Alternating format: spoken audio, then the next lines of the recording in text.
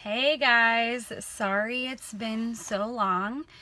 Um, this is not going to be a fun update. It is not going to be fun to make for me or for you to watch. And I haven't made it yet because number one, we've really just been busy getting acclimated back to the States, securing a house, car hunting, buying furniture, doctor's appointments, getting insurance reestablished, just all those things. You have to like resurrect yourself in the States.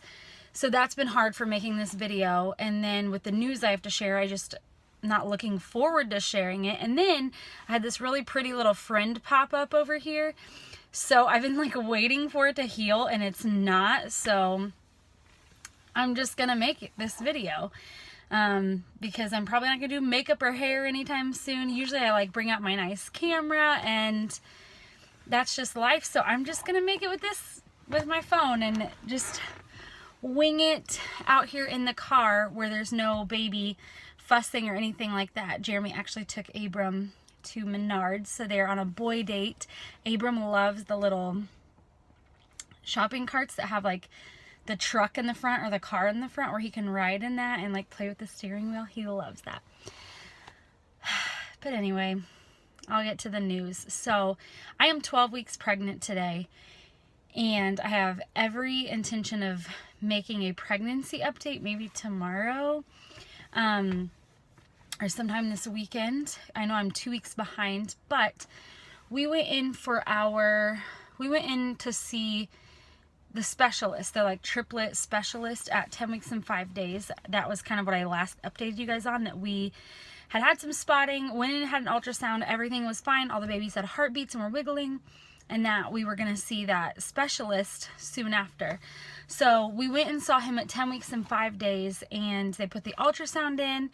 We saw baby A wiggling with a heartbeat, and then they moved on to baby B, and baby B did not have a heartbeat.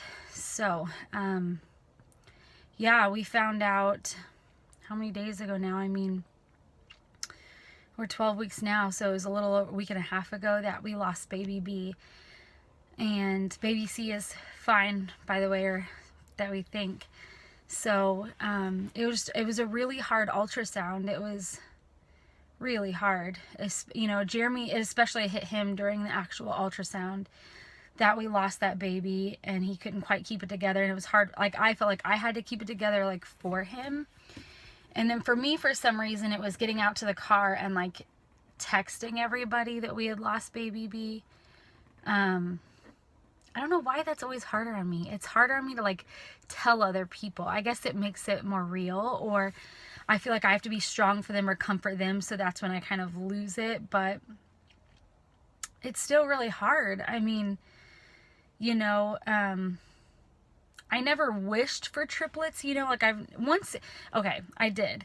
When I was like 19 and had my first ectopic pregnancy and all of that, I was like, I'll take sextuplets. But once you kind of grow up and get over those first couple years of infertility, and once you know the true risks that come with high order multiples, even twins, but once you know the risk that come with that, I don't think anybody who's educated on it would wish, like, meaning like, I want 3 babies at one time, because it's just not safe for mommy and baby. But my whole point in saying that is, while I didn't wish for triplets, it wasn't necessarily like our goal when we put 2 embryos in. Once those babies had a heartbeat and we saw them wiggling and dancing, like, I wanted them. Those were my babies. And I feel like it made it so much worse for me. Like, my ectopics were really hard. Losing those babies, even though they didn't have like a heartbeat, or because most of them can't develop in your fallopian tube. So most ectopics don't even have a heartbeat or anything. But that was still really hard on me, and I felt like they were life. And we've named our ectopic babies, like they have names and they're special to us. But this is so different, because we had that first ultrasound where they all had heartbeats, but it was a little bit, that one baby was a little bit smaller, and we couldn't see the yolk sac, and then we went back and saw it, and they were kind of like moving in 8 weeks, and they all had heartbeats. And then I saw them again at 9 weeks,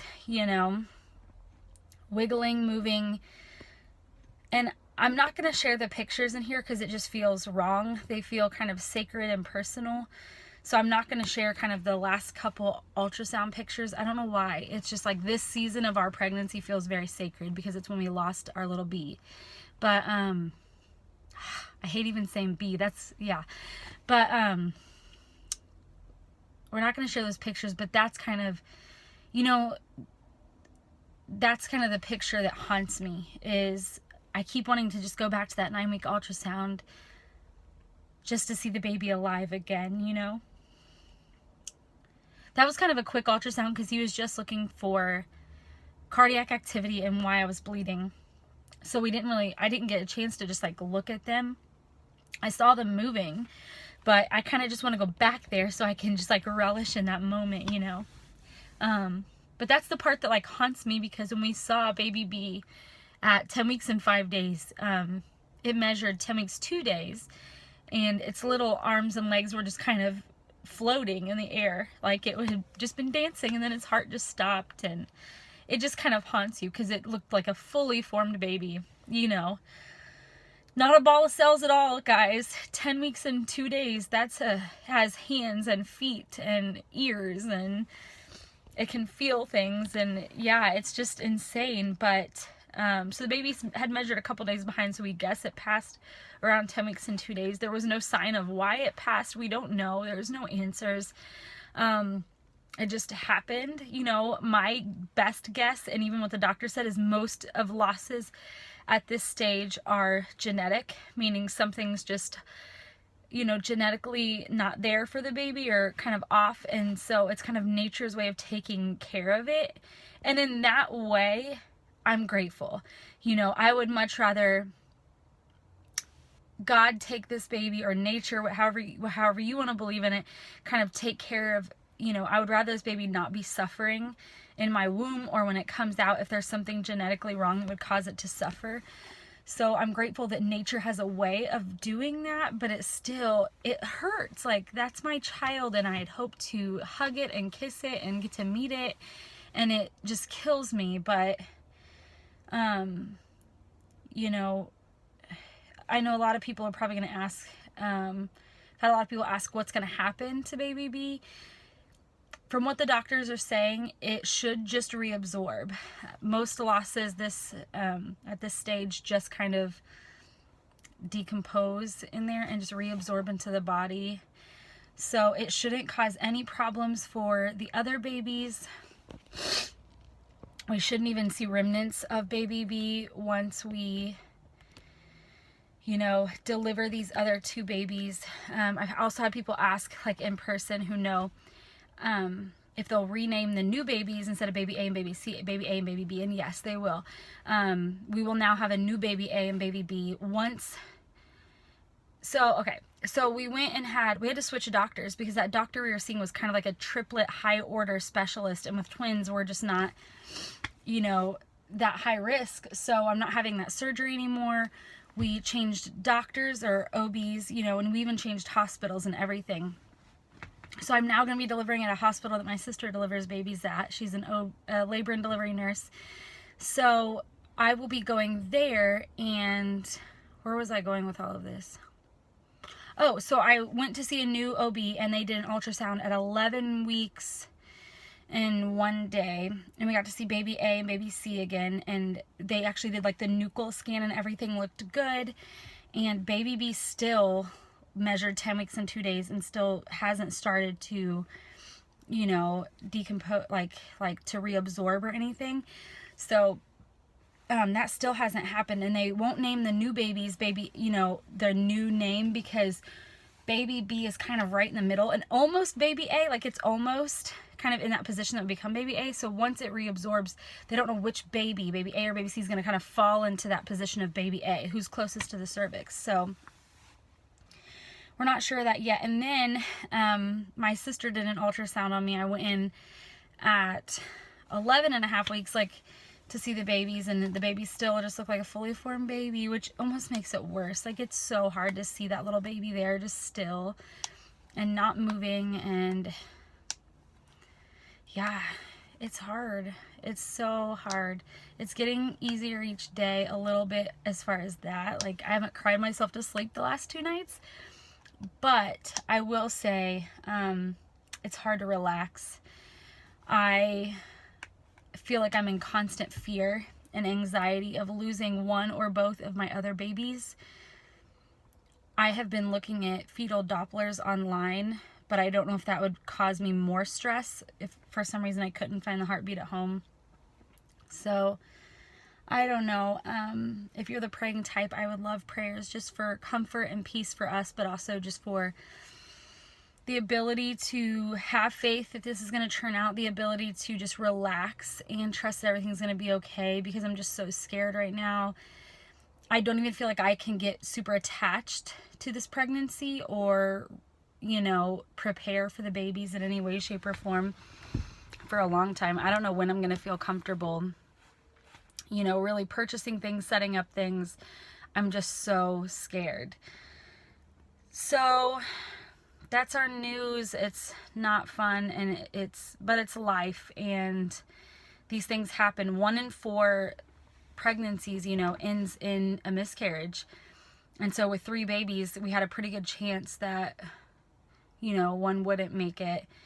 Doesn't make it any easier. But with all of that said, the reason, you know, I wanted to share all of this stuff, and I wanted to share, and I'm sure I'll share more in the future, because people do go through miscarriage every day. And if this video can help one person know that, like, I'm a week and a half out and I'm still alive and I'm still breathing, and it's hard because I'll never see that baby this side of heaven. You know, I'll never get to hold it or kiss it.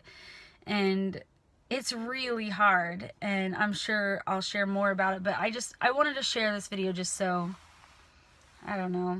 I mean, it's part of our journey. I'm sure somebody else is going to go through this and just want to know they're not alone, and they will survive, even if it doesn't feel like it, because it sucked the joy out of my pregnancy so far. And I can't wait for this. I can't wait for a time in this pregnancy when maybe I'll start to believe that I'm bringing these babies home, you know, and that I can start to get excited about them and feel attached to them. I never thought I would lose a baby this late in the game, you know, almost 11 weeks after seeing multiple ultrasounds of it, you know, the heartbeat and wiggling and dancing. It stinks. It stinks. Like, I wanted those 3 babies so bad, you know, and I'm just trying to relax and have faith that I will hopefully bring these 2 babies home, our little baby A and baby C. So I will do an update soon, I promise. I'm so sorry. I'm not trying to be negligent of my channel. And then in my head too, I'm just like, I need to do a 11-week update, a 12-week update, and by the time I do a 12-week update, I'll be almost 13 weeks, and I need to do an Abrams 16-month update.